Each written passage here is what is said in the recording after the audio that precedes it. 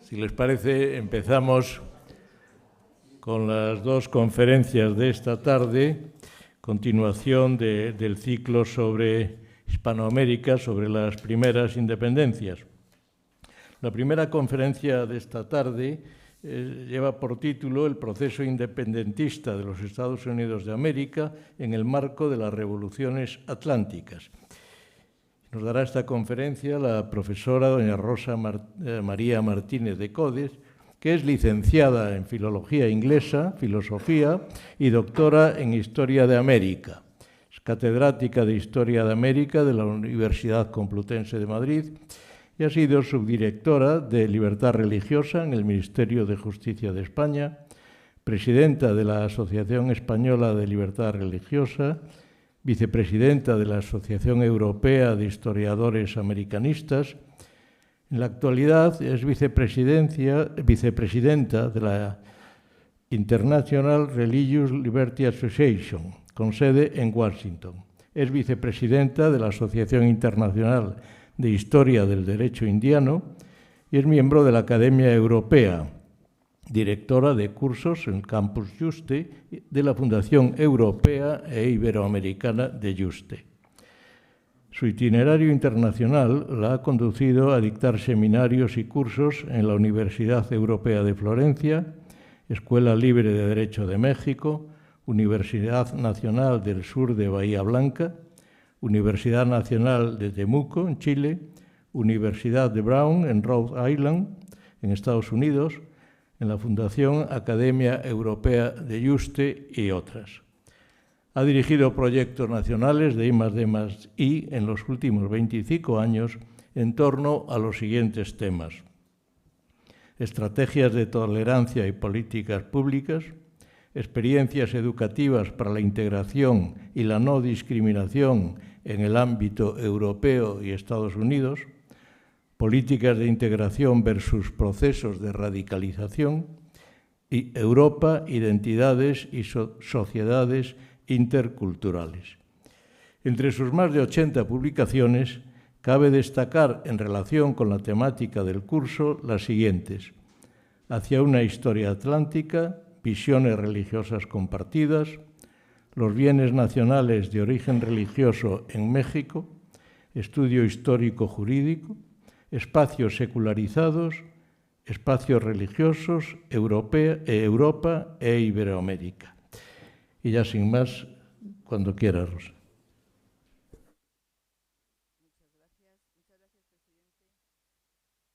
Ahora, muchas gracias, presidente, por la presentación.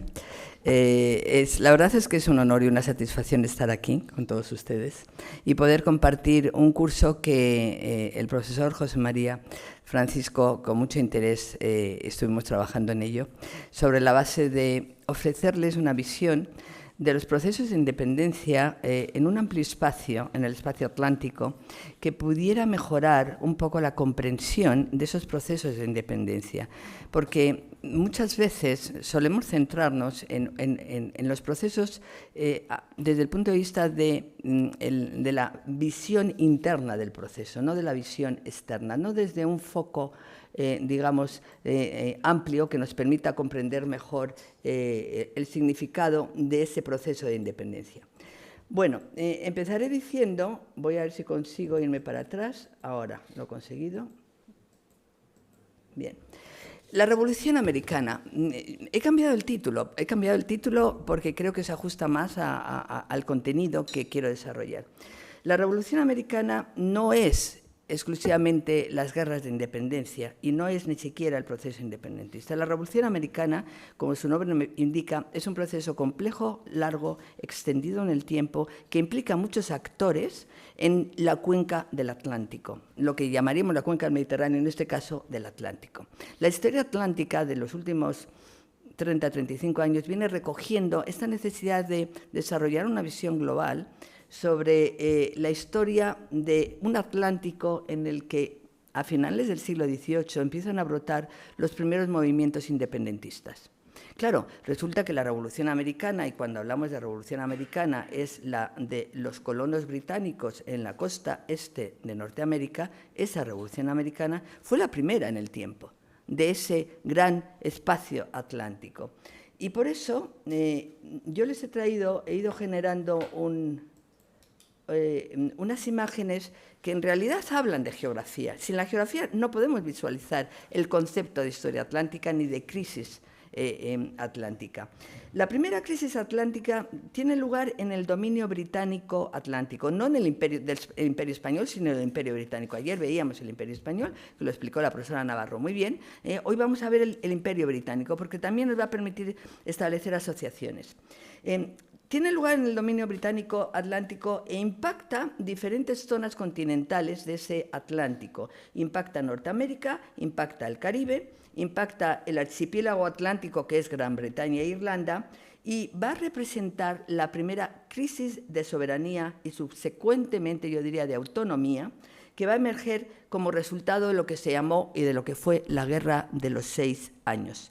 Estoy hablando de una guerra que parece que no tuvo importancia, pero hoy día en la historiografía viene marcada como la Primera Guerra Mundial, porque fue la primera que puso en dinamismo a un montón de potencias confrontadas una entre otros en diferentes territorios peninsulares, europeos, americanos y asiáticos. Esa Guerra de los 6 años que se extiende, fíjense en esta imagen. Fíjense que la zona roja, este es el primer mapa, que es el interés que tiene, por eso lo he traído, impreso a gran escala, en donde se muestran las 13 colonias. Aquí está esto es Nueva Escocia, y esto es la península del Labrador. Y estas son las 13 colonias, que luego vamos a ver de nuevo con más detenimiento, pero esta es la primera crisis atlántica que se produce, es la Revolución Americana de este pedacito de tierra que se expande sobre la costa este. Aquí tenemos el arco de lo que son las posesiones españolas, la Florida española. Aquí tenemos una zona verde que representa ¿qué? Representa la zona no conquistada, no colonizada, la zona originaria de los pueblos originarios de América. La zona de los nativos, esa es la zona amerindia, por decirlo así. Bien. Y aquí tenemos ese gran río que es tan interesante, que es el río Mississippi, que riega efectivamente y va a ejercer de eje colonizador para gran parte de este territorio, de lo que se llamará luego la Luisiana. Bueno, y aquí ya tenemos, por lo tanto, lo que fue el virreinato de la Nueva España y la península de Yucatán, Centroamérica y lo que fue luego la Colombia-Venezuela. Bien. Este escenario, este mapa, fíjense ustedes, es del año 1746, es decir, el Imperio Británico tenía muy fotocopiado, tenía muy fotografiado el espacio donde estaba ejerciendo su control, en ese espacio abierto donde había otros imperios concursando. Bueno, el resultado fue que en esta explosión de ese mundo, de esa franja de colonos británicos que vivían en Norteamérica, esa expansión independentista, de movimiento independentista, viene generado por la Guerra de los 7 años. ¿Por qué? Porque esa guerra inicialmente fue una guerra civil de carácter... fue una guerra de carácter imperial, porque fueron las grandes potencias las que se enfrentaron. Y si vemos este otro mapa, que es lo que yo quiero comentar, aquí tenemos la confrontación y las ocupaciones territoriales de los diferentes imperios. El imperio español que viene en naranja, el imperio portugués que viene sobre la zona de América del Sur, lo que luego será Brasil, el imperio británico en verde, fíjese lo que ocupa en Norteamérica, en la franja exterior, y luego este rayado que tienen ustedes aquí, que son áreas de conflicto, porque evidentemente la Guerra de los 7 años lo que pone en conflicto es el poderío del dominio francés y del dominio inglés en Norteamérica. Es una lucha por dominio territorial, y eso es lo que pone en conflicto esa Guerra de los 7 años.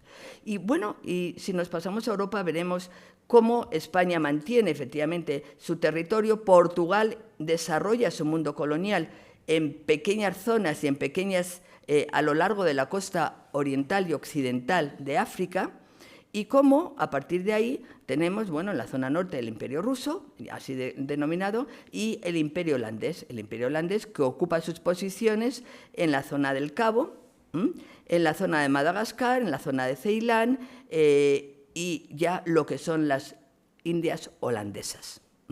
Es decir, que realmente el siglo XVIII, en esa guerra de los llamados 7 años, está experimentando un proceso de transformación por control territorial de los espacios no ocupados por los grandes imperios. Eso es lo que yo quiero decir. En ese ámbito es en el que hay que colocar la Revolución Americana para poderla entender con pleno sentido. Si la coloco simplemente desde la perspectiva de los colonos independentistas, no la voy a poder entender. Por eso la coloco en el ámbito atlántico, en el entorno como desarrollo del proceso que se produce de confrontación entre los imperios por ambición de expansión territorial. Bueno, y aquí tenemos un mapa que también es de Norteamérica y que desde 1762 que te explica cuál era el Imperio Británico en Norteamérica. Aquí tenemos la península de Labrador al norte. Aquí lo digo por lo siguiente. Aquí tenemos Terranova, lo que llaman Newfoundland.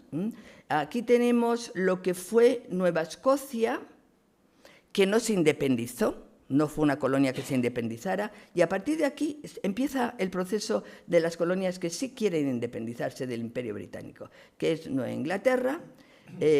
Vamos bajando y aquí tenemos Massachusetts, tenemos a continuación Nueva York, tenemos a continuación Virginia, New Jersey, las pequeñitas Connecticut, New Jersey y Delaware, tenemos Virginia y tenemos las Carolinas y Georgia. Bueno, este es el Imperio Británico, estas son las posesiones del Imperio Británico que van a ejercer ese movimiento de independencia. Pero el Imperio Británico es muy amplio. El Imperio Británico realmente, bueno, hay que analizar desde los ojos británicos, igual que analizamos el proceso de independencia desde los ojos españoles, desde los ojos británicos hay que analizar qué importancia tenía para el Imperio Británico la independencia de estas 13 colonias, dentro de ese mapa anterior que hemos visto. Bueno, la revolución, la historia atlántica tiene el potencial, a mi modo de ver, de facilitar una comprensión más profunda de los orígenes imperiales de la Revolución Americana. Yo digo que son orígenes imperiales, porque la Revolución Americana se gesta en el imperio, no se gesta fuera del imperio. Esto exige una valoración integral de las dimensiones de ese mundo imperial americano. Y vamos a ver algunas interpretaciones con respecto a esto. Para algunos historiadores, esto significó que por primera vez un dominio europeo en el extranjero se desvinculaba de las normas de la metrópoli para garantizar un gobierno autónomo. Esa es una interpretación válida que ha sido desarrollada en la historiografía tradicional. Es verdad que efectivamente esta modalidad de revolución nueva que presentaba la Revolución Americana se caracterizaba por una secesión formal de la metrópoli y una oposición imperial fundamental, y tuvo su origen en el territorio atlántico del Imperio Británico. Ahí lo tuvo. Para otros, cuando hablan de esta secesión, significó el comienzo de un conjunto de transformaciones esenciales, tanto sociales como políticas, en América y en Europa. ¿Por qué? Porque abarcaron las revoluciones de Estados Unidos, Francia, Haití, las guerras civiles y los movimientos independentistas. Si nos vemos este mapa conjunto, en la eclosión de movimientos revolucionarios e independentistas, la primera, en el tiempo, cronológicamente, está en la costa atlántica, son las colonias americanas en la costa atlántica. Las demás vienen después, incluso la de Haití, que está señalizada o no está señalizada, no está señalizada en este mapa. Pero nos da una idea de que es un mundo convulso, de que es una etapa mundial y donde se están generando cambios sociales de gran peso. Bueno, ¿esto qué significa? El enfoque atlántico respecto a la Revolución Americana, ya sea de manera implícita o de manera explícita, cuestiona las narraciones que la interpretan específicamente como una secuencia de sucesos americanos. Oiga, no, eso no es la Revolución Americana. No me cuente usted la descripción de batallas, respuestas y efectos sociales o económicos. Eso no es explicar la Revolución Americana. La Revolución Americana, desde el punto de vista de los historiadores norteamericanos de la Revolución, a lo largo del siglo XIX, esta historiografía norteamericana lo que hizo fue elogiar a los patriotas que garantizaban la libertad de la nación y edifican una leyenda, que ellos mismos ahora lo aceptan y lo admiten, de sus líderes denominados padres fundadores. Los padres fundadores son una leyenda construida, no es que no existieran, y yo los voy a defender luego, pero los padres fundadores, sobre ellos se construyó una leyenda de lo que significó el mito fundacional de la nación americana. Totalmente irreal. Bueno, lo digo por lo siguiente, porque claro, generar una historia en base a la identidad de los padres fundadores, los relatos previos de los asentamientos coloniales en Norteamérica y transformar todo eso en un preludio de la independencia de una nación, pues genera efectivamente grandes problemas. A un historiador que haga historia comparada genera grandes problemas. La visión patriótica de la independencia, esta es la que primero se gesta, de los Estados Unidos, destaca el heroísmo, lo cual no es... Así fue, hubo heroísmo. Destaca la moralidad y la rectitud de los colonos estadounidenses en su lucha por la libertad contra la opresión británica, pero se queda en eso. Es insuficiente para poder entender cómo se movió ese mundo y por qué se independizó. ¿Por qué esas y no las que estaban en el entorno? ¿Por qué que pertenecían al mismo imperio británico? ¿Por qué no se independizó Nueva Escocia? ¿Por qué no la Florida? ¿Por qué no el Caribe? Lo que había en el Caribe, ¿por qué no? Es decir, ¿por qué no todo ese mundo del Caribe que formaba parte del Imperio Británico se aglutinó o tuvo adhesión al movimiento independentista de las 13 colonias y tiró para adelante? ¿Por qué no? Ese es el tema. Bueno, aquí hay polémica y la vamos a ver. Los padres fundadores, ahí tenemos a George Washington, están numerados George Washington, John Adams, Thomas Jefferson y James Madison. Son los 4 primeros presidentes de los Estados Unidos y son los que realizan ese tránsito de la creación de una república y la transformación de la misma. Hay que crear la república porque es un modelo que no es monárquico, va a ser republicano. Y ellos no saben cómo hacerlo. Ese es uno de los grandes problemas que ellos tienen, porque realmente... tuvieron la suerte, digámoslo entre comillas, y la fortuna de tener la capacidad de inventarse un modelo de Estado que no existía en los papeles y en la práctica.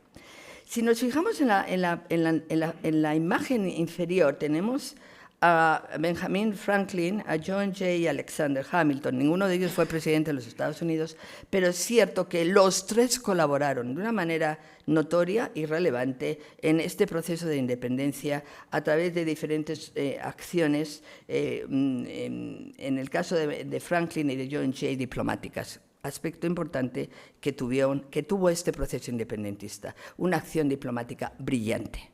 Y una acción diplomática de captación de apoyos, de recursos en las potencias europeas brillante, diría yo. Bueno, en este sentido, yo no sé si se les puede colocar a todos estos grandes fundadores en un pedestal de heroísmo. Son líderes visionarios que se arriesgaron todo por la causa de la libertad y la democracia. Hombre, el concepto de democracia estaba en ciernes, no existía como tal. No se puede hablar en 1770-80 del concepto de democracia desde el punto de vista de gobierno, de un territorio. No pongo nombre al territorio. Por lo tanto, yo creo que ellos van descubriendo formas en función de los ideales y en función de los derechos fundamentales, de los derechos naturales del individuo. Bueno, vamos poco a poco. La distinción más significativa entre la historiografía producida durante la Revolución del siglo XVIII radica, y las investigaciones contemporáneas que se hacen con respecto al proceso revolucionario, la verdad es que radica en las diferentes interpretaciones que se hacen respecto a la naturaleza de la crisis que vivió, que experimentó el mundo atlántico británico. Los 2 líderes revolucionarios más notorios de esta Revolución Americana fueron Thomas Jefferson, porque fue el autor de la Declaración de Independencia, una mente lúcida, y Thomas Paine. Thomas Paine fue otra mente lúcida que escribió un pequeño folleto que se llama El sentido común, Common Sense, en el cual daba las claves para el gobierno futuro de ese país que se estaba, de ese territorio que se estaba independizando de la metrópoli. Bueno, esto decía Thomas Jefferson cuando escribió su visión resumida de los derechos de la América Británica. La llaman la América Británica. O sea, los líderes independentistas no se consideran americanos, ni se menciona la palabra americano en ninguno de los textos legales que ellos desarrollan. Es fascinante ver cómo, pues, estas palabras de Thomas Jefferson dan la clave de que una época de saludable desatención de las colonias por parte de las autoridades británicas a mediados del siglo XVIII promovió el florecimiento de la diferenciación colonial. Diferenciación colonial. Es un aspecto interesante. Porque, claro, esta diferenciación colonial con respecto a esas colonias, que muchas de ellas son de plantación, pero otras no son de plantación, las mantiene al margen de las colonias del Caribe. Y ahí hay ese diferente trato que reciben unas y otras por parte del imperio. Seguimos avanzando. Por lo tanto, las consecuencias de la Guerra de los 7 años exigieron la implementación, yo creo, la puesta en marcha de regulaciones más por parte de la Gran Bretaña, de regulaciones más fuertes, más rigurosas, que requerían, lógicamente, incrementar las imposiciones fiscales para los residentes británicos en el continente americano. Se hablaba de residentes británicos en el continente americano, no hay cambio de nombres. O sea, los colonos que se independizan son igual de británicos que los que viven en la Gran Bretaña. Eso es lo que yo quiero que ustedes piensen. O sea, no se consideran americanos, no se consideran independientes hasta que no ha pasado la independencia. Bueno, desde el punto de vista emocional, desde el punto de vista de la identidad del colono, es lo que quiero decir. Las restricciones fiscales, vamos a ellas. Estas restricciones fiscales, grabado es un magnífico ejemplo de cómo los propios colonos británicos vieron esa oposición a la imposición fiscal. Eso es lo que se llama la ley del timbre o la ley del sello, stamp.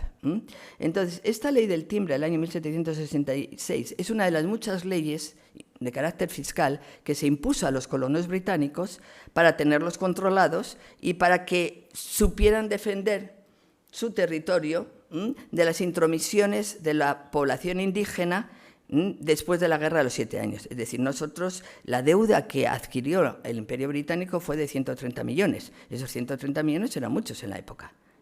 Entonces, claro, el Parlamento decidió, ustedes tienen que contribuir a la defensa del propio territorio. Y entonces hay que gravarles, y les tenemos que gravar vía arancel. Y esta es una de las leyes, ¿vale?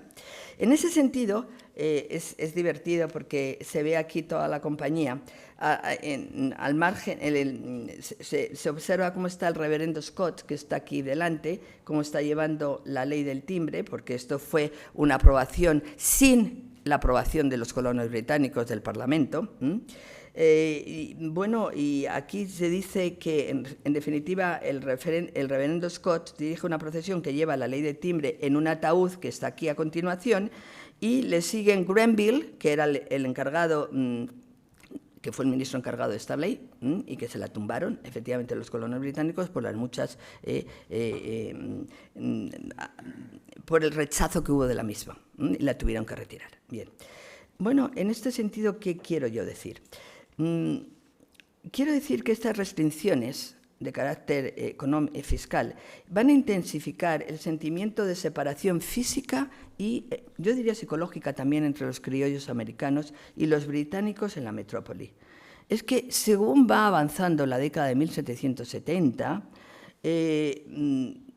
atribuirles a la utilización, es decir, también efectivamente hubo un momento en que la corona británica decidió mandar un destacamento de casacas rojas, el famoso destacamento de casacas rojas, la matanza de Boston, que realmente no fue matanza porque fueron 5 personas las que fallecieron en ese acto, pero en definitiva la utilización de la fuerza militar, aunque fuera un cuerpo de expedición muy pequeño en Boston por parte de la corona británica, generó en los colonos esa sensación de decir, nos pueden atacar. Esa sensación de decir, nos invaden cuando quieren. Esa sensación de decir, somos vulnerables. Eso es lo que ocurre ese es el sentimiento que se está generando de decir, ya no estamos tan cerca de. O sea, ya estamos empezando a tener problemas en la interpretación de cómo gobernarnos a nosotros mismos. Bueno, y por eso la fidelidad hacia la Gran Bretaña empieza a tambalearse. Y resulta, inexorablemente, el resultado fue la salida de los colonos del Imperio Británico en 1776. Decía Thomas Paine, decía, todo aquello que es correcto o razonable en el ámbito de los colonos británicos promueve una separación. Es decir, estamos abocados en el año 75, decía, a una separación de la metrópoli. Esta interpretación sostiene que la aspiración a la libertad estaba modificada en las fases iniciales de la Revolución, pero en realidad es que no se puede hacer todo un eje narrativo respecto a los orígenes nacionales hasta el presente. No es que América se funde en base a la libertad. No se puede generar esa idea como motora única en el movimiento, en la Revolución Americana. No es un grito de libertad. No se funda América exclusivamente sobre un grito de libertad. Eso, claro, eso lo pueden ver los colonos desde su propia experiencia, pero desde la experiencia británica no era así, no tenía esa lectura. Por eso quiero decir que contrapesar una visión y otra es interesante a la hora de entender cómo se gestiona efectivamente este proceso. Los historiadores que se dedican al estudio de la historia de la Gran Bretaña y su imperio durante el siglo XVIII opinan que la Revolución Americana fue una crisis de integración, no de desintegración de diferentes colonias, sino al contrario, una crisis de integración. ¿Por qué? Porque en el contexto del mundo atlántico, a lo largo de un siglo y medio, los residentes blancos y libres de las colonias continentales, bueno, pues habían instaurado leyes, habían asumido instituciones, religiones y costumbres de origen inglés y las habían ido modelando más o menos de acuerdo con las prácticas importadas de Gran Bretaña. En realidad, ellos decían, bueno, han tenido éxito porque han importado las prácticas, las costumbres, los usos, las normas de Gran Bretaña y han ido modelándolas a las poblaciones. Y, por supuesto, que las poblaciones indígenas nunca tuvieron mucho sentido dentro de esta transferencia de modelo. Bueno, y por lo tanto, desde el punto de vista del planteamiento británico, introdujeron regulaciones que eran análogas a las sociedades de plantaciones esclavistas. Y esto es interesante. ¿Por qué? Porque en el Imperio Británico se movió todo en torno a unas condiciones de traslado de los afrodescendientes a América. El Imperio Británico funcionó y se generó en base a este movimiento específico de población africana hacia las diferentes colonias. Y eso forma parte de una realidad del mundo británico y del Imperio Británico. Y en todos los ámbitos coloniales vamos a encontrar esta realidad. ¿Eso qué significa? Pues significa, evidentemente, que es difícil pensar que los administradores metropolitanos en la década de 1760 tenían razones para creer que estaban siguiendo una lógica de incorporación transatlántica que había comenzado en Gran Bretaña e Irlanda y que era de natural expandirse con esta lógica también para incluir a las colonias americanas, lo mismo que habían hecho en sus previas inclusiones del imperio, pues lo iban a continuar haciendo como ocurrió con las colonias británicas, la incorporación del esclavo negro al sistema de producción de plantación. Bueno, cuando sus opositores coloniales protestaron en contra de lo que ellos veían como un insólito requerimiento fiscal, en realidad, lo que decían los colonos británicos cuando decían estamos sometidos a la opresión de Jorge III es que en los términos de los derechos ingleses elementales y de la Constitución británica realmente estaban siendo oprimidos. Es decir, ellos estaban reaccionando con sus leyes a la misma lógica del Parlamento inglés. Bueno, aquí ocurre una cosa, algo interesante también de ver. La diversidad institucional, étnica y geográfica de las posesiones británicas en América, que son muy diversas, no nos permite afirmar, que esta unidad política hubiera podido en algún momento fusionarlas a todas. No fue suficiente el imperio y la monarquía de Jorge III para fusionar a todas estas entidades dentro del Imperio Británico. No fue suficiente por la diversidad étnica, social y racial. Esa es una de las tesis que se está manejando para poder explicar el por qué solo se fragmentan unas cuantas colonias y no todas las que pertenecen al mundo del Caribe, que también estaban sometidas a esa diversidad étnica y racial.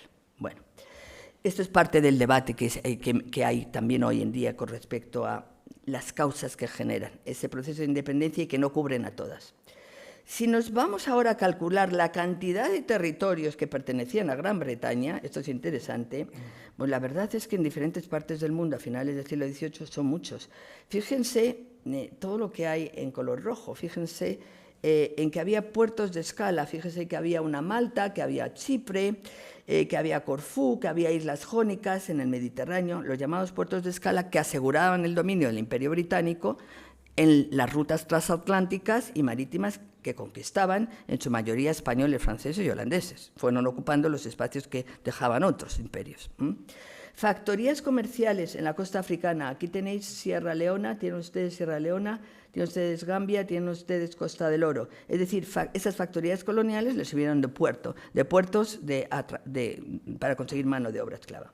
Colonias de plantación suministradoras de productos tropicales. Aquí tenemos las Antillas, tenemos las Honduras británicas y la Guayana británica. La presencia del Imperio Británico está por todos los sitios, no hay que desperdiciarla.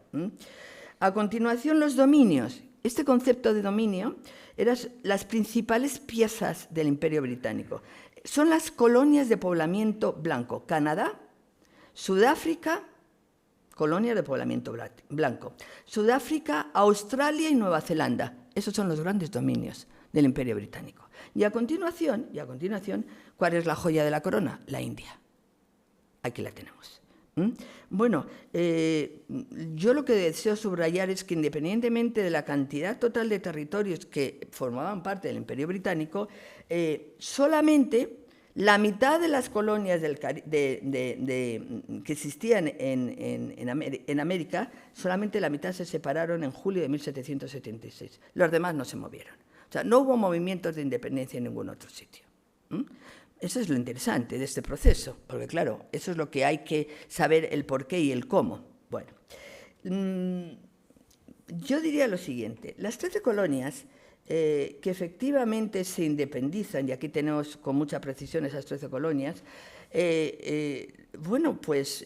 establecieron una línea continua a lo largo de la costa este de Norteamérica, desde Massachusetts hasta Georgia, ¿vale?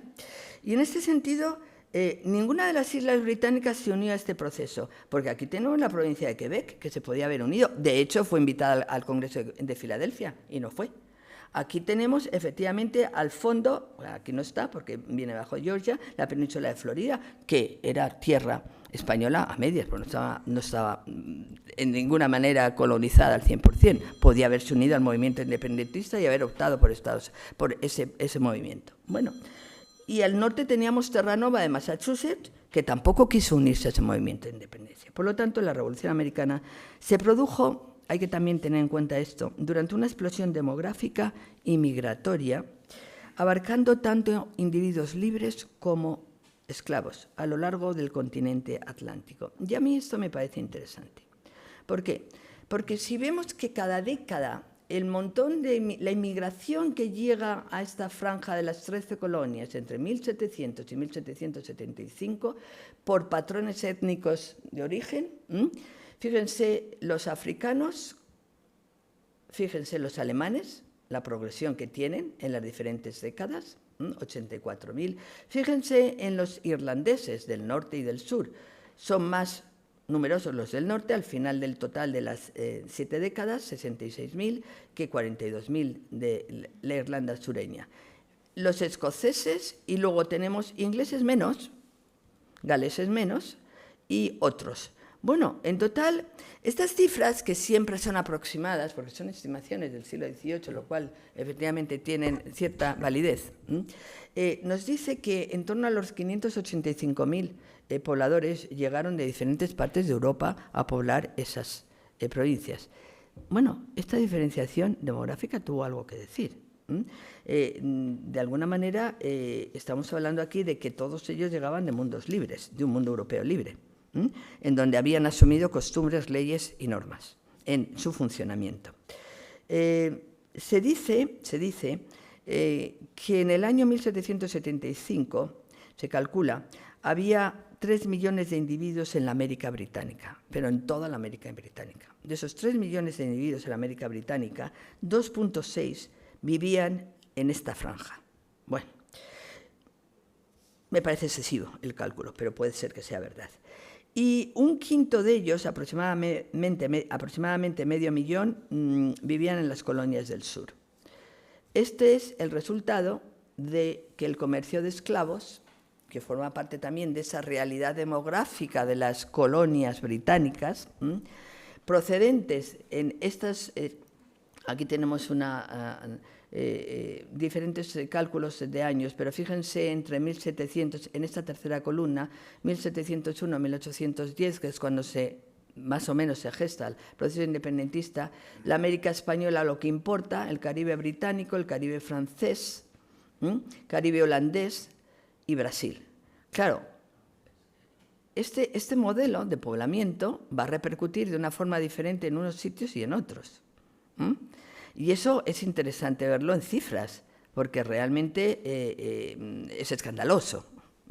Es escandaloso cómo esa gran masa de población nunca fue contabilizada a niveles de ciudadanía, nunca. Por lo menos en el siglo XVII y el siglo XVIII. Y eso llama la atención en gran parte de la historiografía actual. Vamos a ver ahora, ya nos metemos de lleno, me queda un poquito de tiempo, en la Guerra Civil Británica. Es decir, ¿cómo se traslada una porción de territorio que se fragmenta de una guerra de los 7 años? De ahí tiene su origen, esa fragmentación, ese deseo de salir del Imperio Británico después de esa guerra, por las imposiciones fiscales, por la presión que se ejerce sobre los colonos británicos, y dicen, nosotros nos queremos ir. Y no dejamos de ser británicos, porque es lo único que somos, porque realmente los datos de poblamiento están diciendo de dónde vienen. Pero sí queremos salir de este modelo de poblamiento y de este modelo de opresión imperial. Eso está en la mente de todos los escritos de los padres fundadores. Hay algo muy interesante, y es que en el camino desde las protestas locales en 1773, todo tiene lugar en la década del 70, del siglo XVIII. En ese camino hacia la independencia de las 13 colonias estuvo lejos de ser planificado. Esto es fascinante. O sea, los padres fundadores no empezaron a fabricar la independencia en 1770, no. Ni en el 71, ni en el 72, ni en el 73, ni en el primer Congreso de Filadelfia, ni en el segundo. Entonces, esto es lo fascinante. Para el Imperio Atlántico Británico de mediados del 70, no fue tanto la separación del imperio lo que estaba en juego, sino cómo reconstituirlo con nuevas bases, incluso dándole nuevos centros. Al Parlamento británico y al rey y a la monarquía lo que le interesaba es, hay una crisis, la Revolución Americana es una crisis dentro del Imperio Atlántico, dejémoslo al margen, saquémoslo y veamos cómo reconstruimos lo demás. Necesitamos nuevos centros para que no haya nuevas fragmentaciones. O sea, es un proceso de reconstrucción, no lo contrario. En una era de revoluciones imperiales, la soberanía fue un escenario de feroz controversia, yo diría, y una fuente de certeza, y no fue nunca una fuente de certeza jurisdiccional. A partir de 1780, en los escritos, en las discusiones que se plasman en los diferentes documentos acerca de la soberanía y su emplazamiento, se dio incesantemente tanto en los imperios como en las colonias del mundo atlántico. También ellos discutían sobre la soberanía. ¿La soberanía está en el Parlamento o está en el rey? Los colonos británicos decían que inicialmente la soberanía estaba en el rey, acuérdense ustedes, no en el Parlamento. Y por eso no aceptaban que el Parlamento británico pudiera autorizar impuestos cuando ellos no los habían aprobado. Si la soberanía está en el monarca, habrá que pedirle al monarca que solucione el problema que tenemos con el Parlamento. Siempre los colonos británicos dejaron al margen la idea del monarca como fórmula de rescatar la no salida del Imperio Británico. Eso no fue posible. ¿Por qué? Hasta Benjamin Franklin, que fue el más longevo de los firmantes de la Constitución de los Estados Unidos, llegó a mencionar: estoy bastante cansado de esta nuestra soberanía, porque a nosotros nadie nos hace caso. Claro, es que no tenían soberanía. Ese es el problema. Ellos querían tener su propia soberanía. Bueno, en el caso de las colonias británicas americanas, incluyendo a Quebec, acuérdense de Irlanda, bueno, se elaboran importantes y novedosos conceptos de soberanía, tanto dentro como fuera del imperio. Y esto es interesante. ¿Por qué? Porque si el Parlamento británico tenía derecho a no cobrar impuestos en las colonias americanas, y en consecuencia, ¿cómo se distribuía la autoridad? Si el Parlamento no tenía autoridad, en las colonias, ¿cómo se gestionaba la autoridad? Y cómo se gestionaban los acuerdos entre las instituciones metropolitanas y las coloniales. Claro, esto fue el detonante del movimiento independentista. Y aquí tienen causas de la independencia de las 13 colonias. Este es un esquema muy básico, pero te permite tener al menos una visión esquemática de que el establecimiento de impuestos lesivos a la burguesía colonial, a las élites, yo diría coloniales, esta es la interpretación económica de la independencia de los Estados Unidos. Esa interpretación económica, hecha por la historiografía británica, hecha por la historiografía norteamericana, te dice que las causas subyacentes del conflicto con Gran Bretaña no fueron de carácter ideológico solamente, ni político, sino que estuvieron fuertemente motivadas por intereses económicos. ¿Qué significa esto? Pues que, pues efectivamente, que había un sector social que estaba muy comerciantes, hacendados, terratenientes de tierras, propietarios de tierras y, sobre todo, los pequeños comerciantes coloniales, estas élites coloniales que buscaron la independencia para proteger y expandir sus propios intereses económicos. Claro, cuando empiezan a darse cuenta de que todo tráfico comercial entre las colonias y la metrópoli dependen de los barcos ingleses, recuerden ustedes que estamos hablando efectivamente de un proceso en el cual efectivamente el mercantilismo inglés había impedido que existiera un tráfico libre entre las colonias, entre ellas, dentro del Imperio Británico. Todo iba a parar a la metrópoli. En ida y vuelta en barcos de construcción inglesa. Tampoco tenían posibilidades de construir su propio, armamento, o su propia armada, o su propia... No tenían posibilidad ninguna. Bueno, es interesante esto porque, en definitiva, los colonos se resistieron a los impuestos, se resistieron a las restricciones imperiales y comerciales. No solo porque no tuvieran representación en el Parlamento británico, sino porque afectaba directamente a sus ganancias, afectaba directamente a su capacidad de comerciar libremente con las colonias. Había más facilidad de comunicarse entre las colonias que con la metrópoli. Y eso era un comercio no controlado por Gran Bretaña, pero ese funcionó. La comunicación interna del comercio interno, ese que llamaríamos clandestino, o llamémosle de alguna manera, que no pasaba por el relato oficial. Bueno, las élites coloniales, terratenientes, comerciantes y propietarios de esclavos, no hay que olvidarlo, impulsaron el movimiento de independencia para proteger sus intereses económicos. Eso es lo que ha defendido una gran parte de la historiografía, y al romper con Gran Bretaña, estas élites sí esperaban liberarse de esas regulaciones británicas y, por lo tanto, iniciar un nuevo modelo de comercio libre con el resto de los países o territorios que pudieran. Bien, yo creo que esta visión económica, que aquí tenemos otros factores que generan ese espíritu de rebeldía al interior de esas colonias británicas, que fue la influencia de la Ilustración, ahora hablaremos de ella, y, bueno, esta necesidad de autonomía política.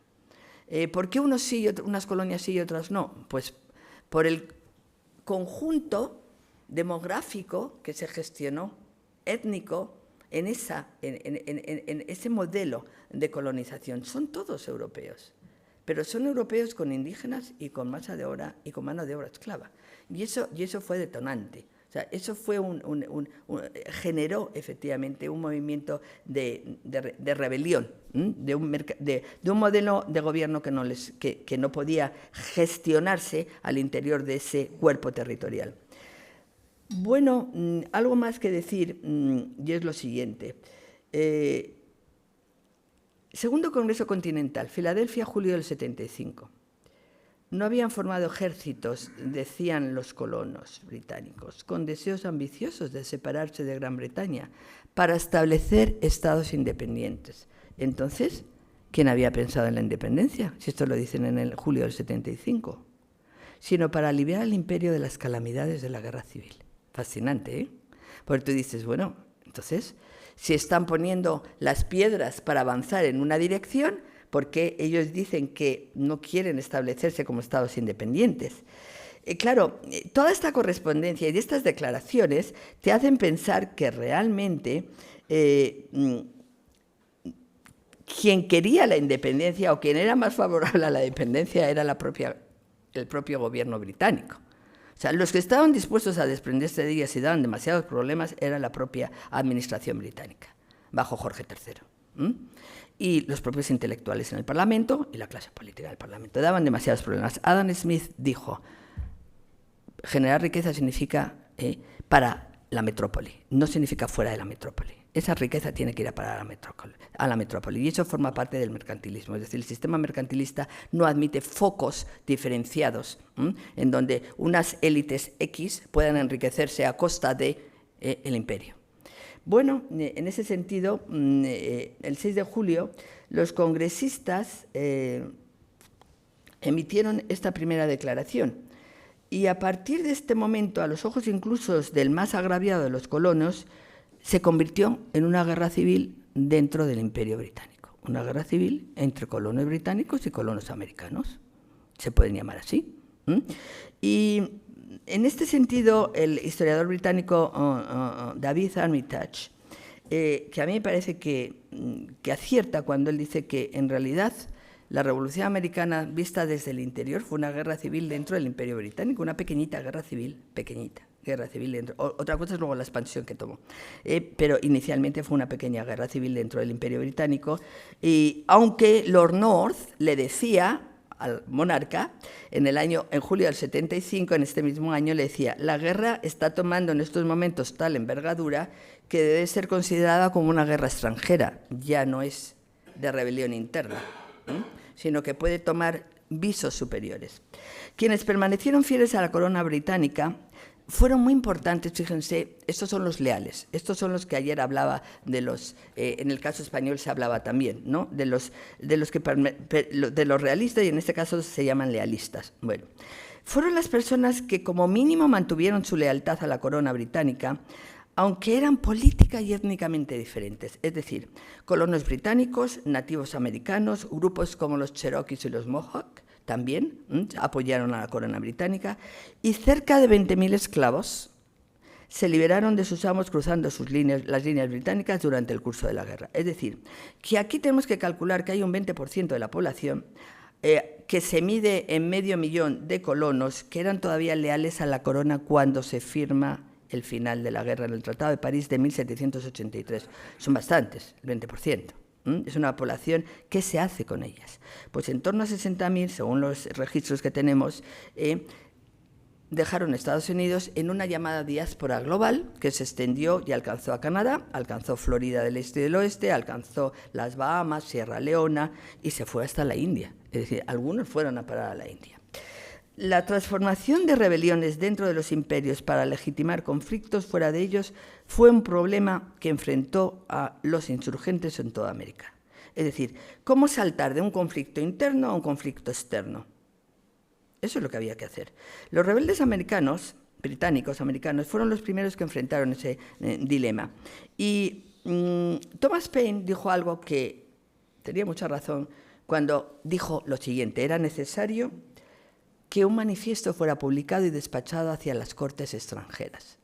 Hasta que esto pasara, los usos de todas las cortes estarían en su contra de esa rebelión, y lo seguirían estando hasta que por medio de la independencia se elevaran al rango de las demás naciones. Thomas Paine, Sentido común, 1776. Claro, Thomas Paine dio en la diana, porque realmente lo que hacía falta, el resultado más significativo de estos argumentos, es elaborar una declaración de los Estados Unidos de la independencia.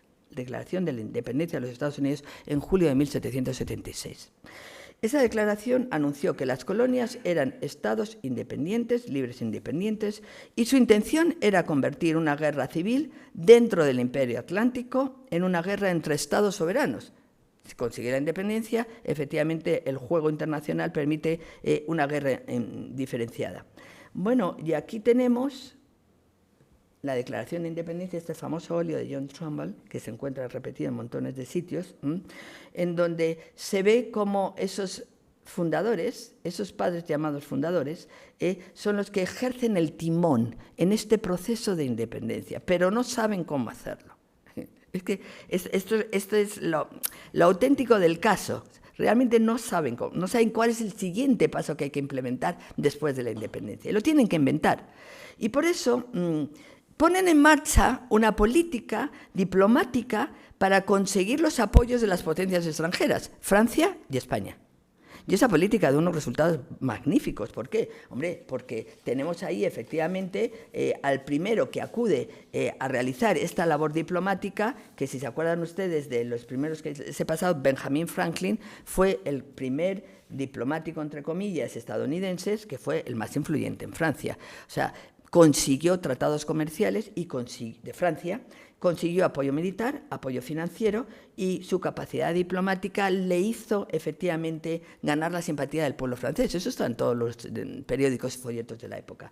Cómo Franklin se metió en el bolsillo a la corte, efectivamente, francesa, fue fascinante. Hay algún corto, alguna serie muy buena sobre este tema, de la actuación de la diplomacia estadounidense, entre comillas, antes de ser independiente finalmente, en la corte francesa. Pero es que Franklin negoció el Tratado de Alianza entre Estados Unidos y Francia. Ese tratado primero es de 1778, cuando la guerra estaba en curso, porque la guerra termina en el 83. Y a continuación ayudó a obtener financiamiento de la guerra. El Tratado de París, 1783, cierra esta guerra, y en ese tratado está Benjamin Franklin firmándolo como hombre responsable del mismo. Pero es que también tenemos en ese tratado a John Adams y a John Jay. Y Thomas Jefferson fue el continuador de Franklin en la corte francesa. Ahora hablaré de la española. Embajador en Francia en 1785, Jefferson llega a Francia sustituyendo a Adams. Se queda desde el 85 y después de la guerra consigue mejores acuerdos para los intereses comerciales estadounidenses. Claro, la clave es de poner efectivamente una barrera diplomática en la corte francesa y en la corte española. Las dos grandes potencias interesadas en recuperar los territorios perdidos en la Guerra de los 7 años. Claro, ellos también tenían sus territorios perdidos y también querían recuperarlos. Y por eso estas dos cortes fueron cortafuegos para los independentistas, porque les sirvió efectivamente de apoyo contra la marina, la gran marina británica. España colaboró y colaboró mucho. Y es curioso, lo decía también la profesora Concha Navarro ayer, es curioso que efectivamente se los haya olvidado. Es que los españoles, fíjense que estamos hablando de Floridablanca, estamos hablando de la corte de Isabel II, estamos hablando de un momento muy delicado para España, estamos hablando de que la primera persona que fue enviada allí fue en 1779, en plena guerra de la Revolución Americana, y era John Jay, y fue enviado a España con la misión de buscar un reconocimiento y apoyo financiero para la lucha estadounidense. No lo consiguió. ¿Por qué? Pues porque Floridablanca pensó que era muy arriesgado apoyar directamente el reconocimiento de independencia de esas colonias, que poco conocían de ellas.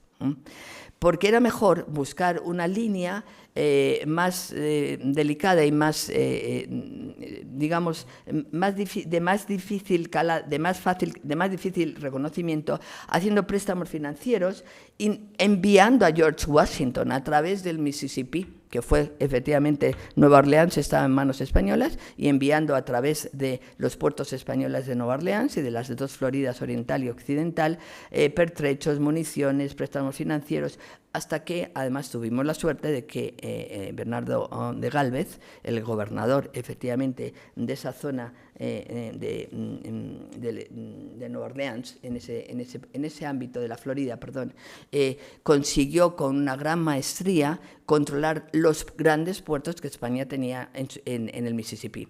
Claro, y eliminar Bernardo de Gálvez, como un buen marino que era, magnífico por cierto, eliminar la oposición británica y el acceso al Mississippi y por lo tanto a toda la cuenca de distribución de enseres. Claro, George Washington lo dice en sus memorias, lo apreció mucho este apoyo porque se dio cuenta de que su ejército hubiera sufrido, porque digamos que la contención del Caribe y de las dos Floridas por la zona sur consiguió que los británicos no tuviesen acceso a meter efectivamente ni tropas, ni pertrechos, ni ningún tipo de apoyo. Y por lo tanto esa barrera ya estaba cerrada gracias al apoyo español. Eso es lo que hay que explicar.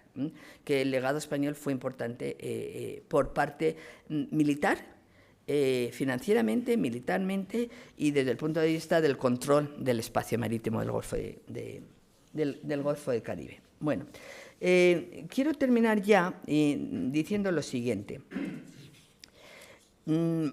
Formar estados a partir de colonias fue el acto más radical de la Revolución Americana, porque en realidad este acto es el primero que empieza la transformación del mundo atlántico. Son los primeros que dicen, yo quiero crear un Estado, no sé cómo, pero lo voy a intentar. Y de ahí viene luego toda la problemática. Un espacio, por lo tanto, el mundo atlántico se puede decir que primero estuvo habitado por imperios, después estuvo habitado por estados y luego por repúblicas federales. Bueno, hay una frase que a mí me resulta muy... bueno, esto es algo que también quería mencionar. Fíjense cómo recoge esta afirmación de la independencia, esta declaración de independencia, los principios naturales, estados libres e independientes, que quedan libres de toda lealtad a la corona británica y que toda vinculación política entre ellas y el Estado de Gran Bretaña queda y debe quedar disuelta totalmente. Sin declaración no hubiese sido posible el apoyo de Francia y de España, porque no eran estados soberanos, no se declaraban independientes. Fue necesaria esta declaración para meter en el juego de las alianzas a Francia y a España. Y por último, aquí tenemos también esa expresión de novedad para uno de los grandes intelectuales del siglo XVIII británico, que es Edmund Burke.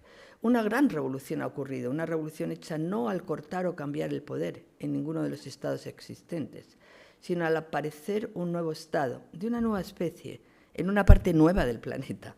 Ha supuesto un cambio tan grande en todas las relaciones, balances y gravitación del poder, como lo haría la aparición de un nuevo planeta en el sistema solar. Es fascinante porque es una declaración, tiene mucho de filosófica, mucho de metáfora, pero explica ese asombro por parte británica también de que realmente están asistiendo a algo que no conocen. Bueno, y aquí está lo que no conocen, los derechos naturales de las personas. Eso es lo que descubren los colonos británicos cuando firman la Declaración de Independencia, que tienen que defender esos derechos naturales de la persona, que todos los hombres son creados iguales, que son dotados por su creador de ciertos derechos inalienables, que entre estos está la vida, la libertad y la búsqueda de la felicidad.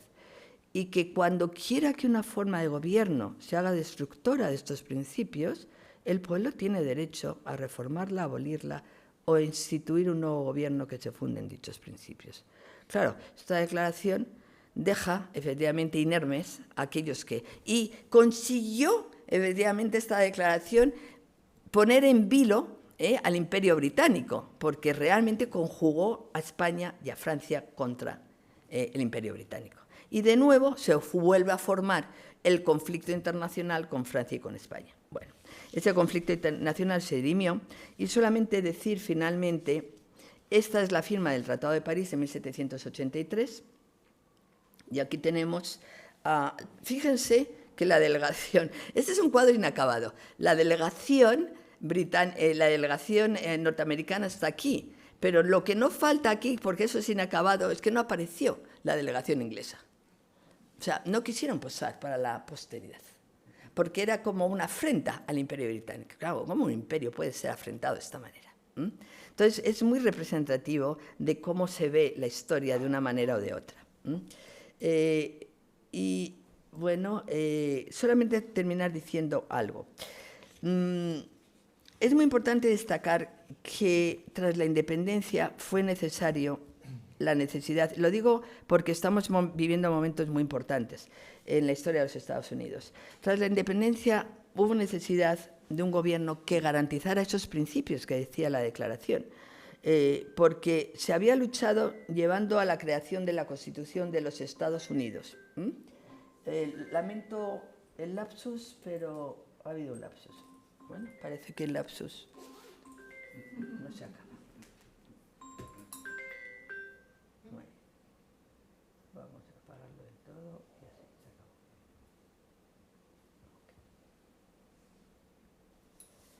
Por lo tanto, quiero decir lo siguiente. ¿Cómo se genera la Constitución?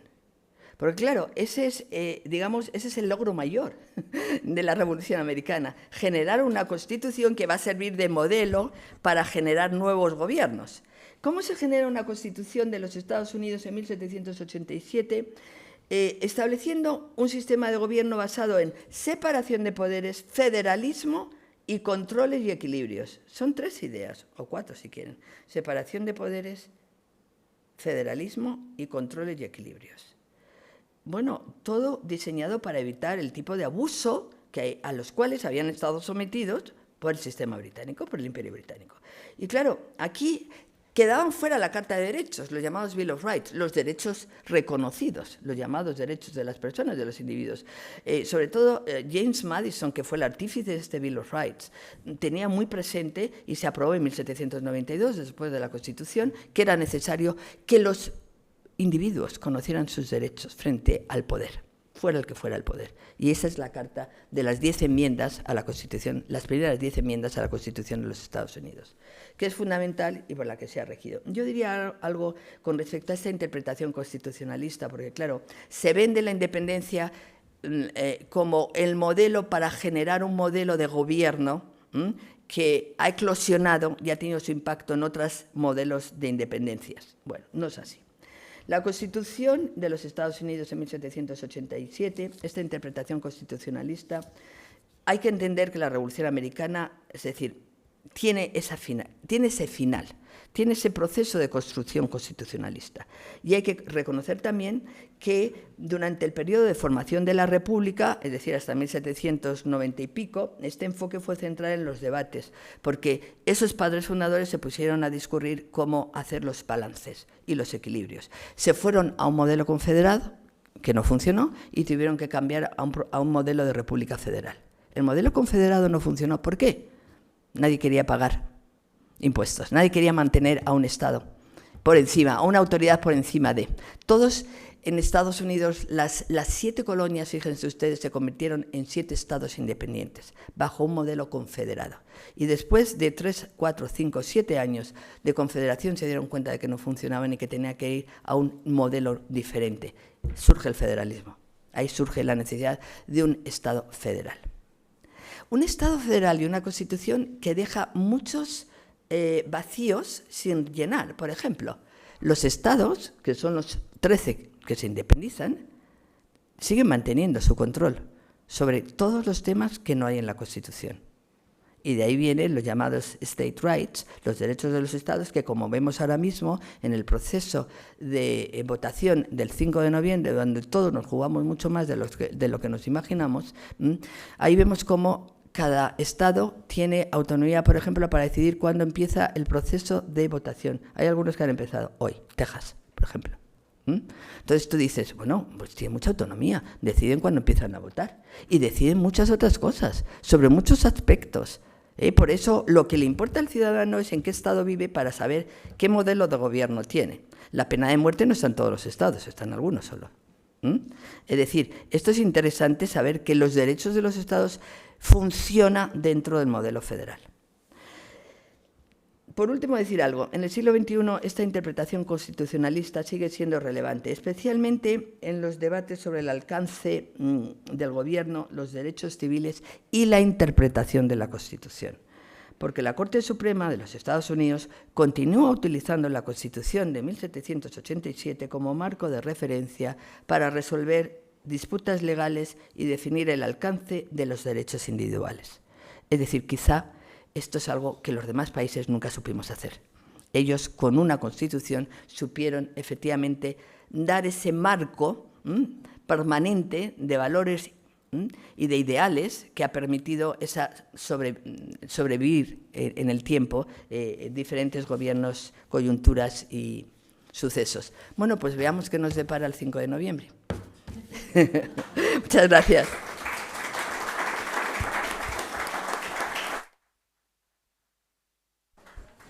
Bien, si alguien desea hacer algún comentario ahora, y si no, también al final de la siguiente conferencia podremos comentar sobre una y sobre otra. Pues cuando quieras, Chema.